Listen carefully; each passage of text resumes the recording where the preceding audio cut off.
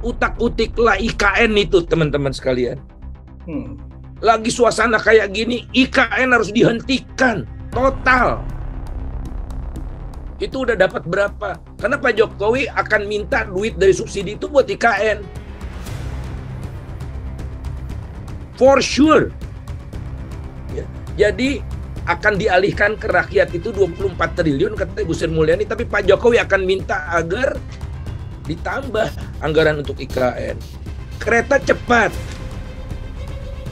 Kemudian 73 triliun anggaran untuk menyuntik BUMN.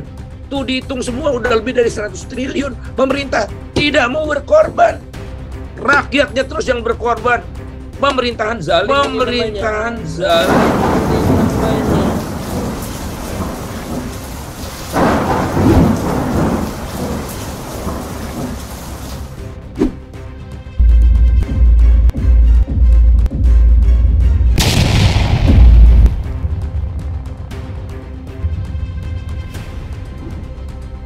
Jadi sayangnya cuma Jakarta yang dimanja gitu. Saya walaupun masih COVID, saya terus sekarang sedapat mungkin naik angkutan umum. Nah, the beauty dari angkutan umum kan sebetulnya ciri dari kota atau negara yang berkeadaban tinggi. Jadi yang diutamakanlah public. Nah, kalau pemerintah private car naik. Bebas PPNBM, bebas bayar uang cicilan di muka itu, uang muka macam-macam itu yang dikasih mereka aja. Ya jadi pemerintah juga yang promote kenaikan harga BBM ini. Kemudian ya solusi pemerintahnya saya udah sampaikan tadi ya, bebas PPN macam-macam gitu. Kemudian kita coba untuk dorong pemerintah ini semua bisa dipertanggungjawabkan, semua ada hitung-hitungannya yang jelas dan sebagainya. Pak Kwik pernah cerita kepada saya, waktu Pak Kwik jadi Menko Perekonomian itu dia minta data struktur biaya itu nggak dikasih loh. Dia Menko waktu itu. Gila nggak coba tuh, apa kepentingannya gitu. Sampai Pak Kwik selesai tidak dapat biaya produksinya itu. Nah, kemudian Bung Agus, ya kalau saya udah sampaikan bahwa rezim ini udah nggak kompeten gitu ya, dijatuhkan atau bagaimana, kita diskusikan yang akan datang. Tapi kalau kita biarkan ini, rezim hanya bisa berubah, oligarki bisa kita kempeskan kalau ada krisis besar menimpa negeri ini.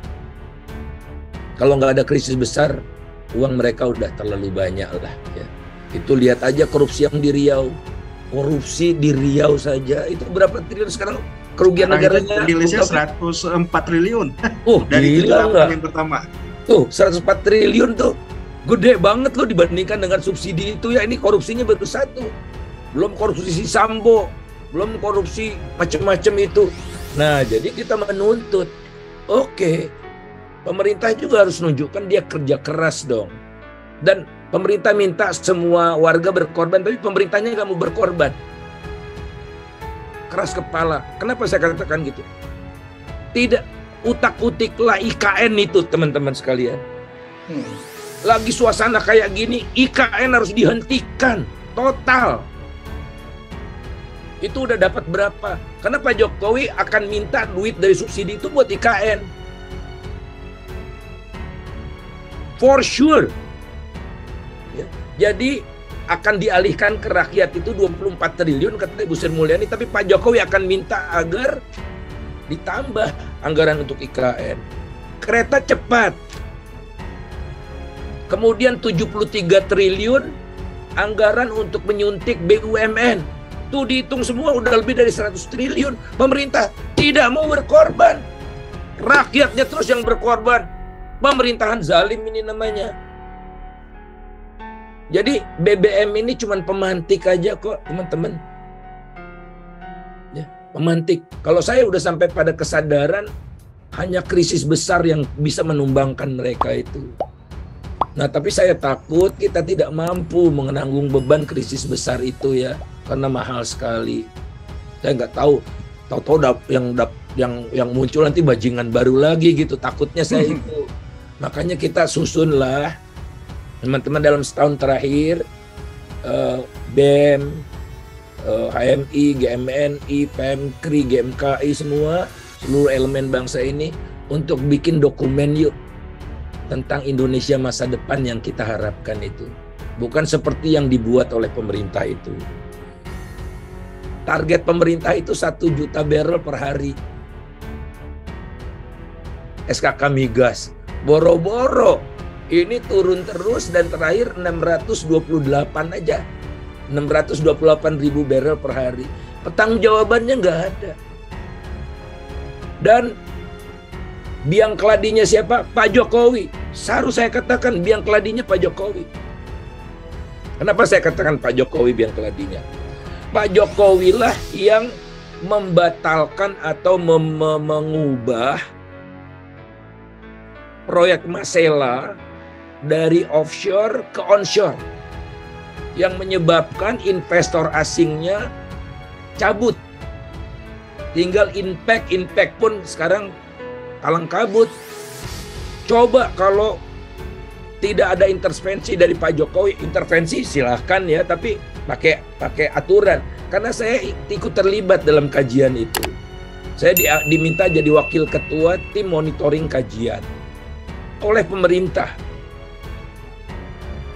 Awalnya offshore itu proyek migas terbesar sepanjang masa di Indonesia. Investasinya pertama kali di atas 10 miliar US dollar itu si Masela itu. Jadi fenomenal sekali. Sudah diputuskan offshore ya di tengah laut. Kemudian ada 2 menteri, Pak Riza Ramli kawan kita dan Pak Luhut ngotot onshore. Pak Jokowi bingung. Pak Jokowi memerintahkan agar dikaji oleh lembaga independen. Nah, keluarlah Poten Internasional. Ya, dikaji oleh Poten Internasional, didukung oleh beberapa lembaga kajian di dalam negeri. Keluar kesimpulannya itu, saya ingat 24 Desember. Karena 1 hari sebelum Natal. Ingat saya itu. Presentasinya mulai jam 6 pagi. Pokoknya saking cepet-cepetnya tuh. Dikasih ke Pak Jokowi, dalam suatu kesempatan Pak Jokowi di Pontianak, di Kalimantan Barat, mengatakan, saya putuskan onshore tanpa ada kajian yang jelas. Jadi, berapa miliar, padahal kalau udah berproduksi sekarang, itu kita kebanjiran penerimaan PNBP dan PPH migas, yang Pak Antoni bilang tadi itu. Jadi kerugian negara itu berapa? Triliunan, ratusan triliun rupiah itu. Billions of US dollar itu. Nah kemudian coba Bung Agus misalnya pemilik Shell. Ya, Bung Agus pemerintah menetapkan aturan semua perusahaan pompa bensin wajib memiliki storage. Padahal nggak harus ya, mau storage-nya nyewa kan terserah. Tapi pemerintah bikin storage. Cuma dibikin sama Shell. Shell selesai storage-nya, aturan itu dihapus. Sehingga AKR nggak perlu lagi bikin storage, kan bikin kesel investor. Terakhir, coba bayangkan, ya, Shell nggak boleh impor BBM-nya dari luar negeri, harus beli dari Pertamina. Kesel nggak coba? Kemudian barang yang sama, Pertamax 92 itu harganya 12.500, Shell-nya 17.500 di pasar yang sama. Karena Pertamina dilindungi pemerintah, Shell walaupun asing ya, tapi dia kan punya hak untuk diperlakukan sama gitu. Jadi mana mau investor minyak datang ke Indonesia, kapok saudara. ConocoPhillips sudah keluar, ya, Chevron sudah keluar, Total sudah keluar, ya, Wah, udah makin banyak yang keluar, boro-boro masuk gitu. Inilah kezaliman rezim ini. Ya. Saya bukan pro atau anti asing ya, nanti dulu itu. Tapi kita tuh ngundang mereka, datang dong, udah datang dipentungin satu-satu. Jadi wajar. Nah, mudah-mudahan Pertamina di Riau setelah mengambil alih Rokan ini bisa bisa recover ya. Tapi saya baru ceramah di kalangan direksi Chevron itu, saya bilang gini, pengganggunya makin banyak ya. Iya Pak, kok Bapak tahu sih? Iya, ada suaminya Puan, ada si Anu. Karena ini udah milik Republik Indonesia. Nggak ada takut-takutnya lagi. Jadi cost recovery bakal naik ini. Jangan salahkan Pertamina, ya jangan salahkan Pertamina. Tapi inilah begundal makin banyak yang masuk gitu. Nah, EBT ironis lagi nih. Jadi undang-undang pajak yang baru itu mewajibkan pemerintah untuk mengenakan pajak atas energi yang kotor. Tapi tidak semua dulu. Tahap pertama adalah pembangkit listrik tenaga batu bara. Pajak karbonnya cuma 30 mulai 1 April. Pajak karbonnya cuma Rp30 per ton CO2. Rp30. Di Singapura Rp250.000. Oke, jangan bandingkan Singapura. Saya bandingkan dengan rata-rata dunia, pajak karbon itu Rp500.000 per ton. Rp500.000.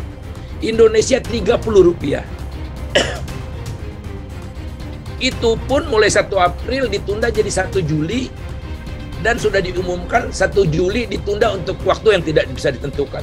Nggak serius. Itulah. Jadi apa yang akan terjadi pada kalian? Kembali ke kepentingan anak muda ya. Waktu kalian sudah bekerja jadi profesional atau jadi pengusaha, kalian akan diwariskan oleh alam yang makin rusak dan utang yang menggunung. Maka bersuaralah kalian. Karena yang paling rugi adalah kalian. Saya udah mati. Saya harusnya nggak ngotot-ngotot amat kalau kepentingan pribadi ya. Tapi kan saya punya anak, punya cucu, punya mahasiswa, punya kerabat, punya generasi muda yang harus sekarang lebih cerewet. Jadi sekali lagi BBM kita jadikan momentum untuk konsolidasi total, untuk benahi negeri ini secara struktural. Terima kasih.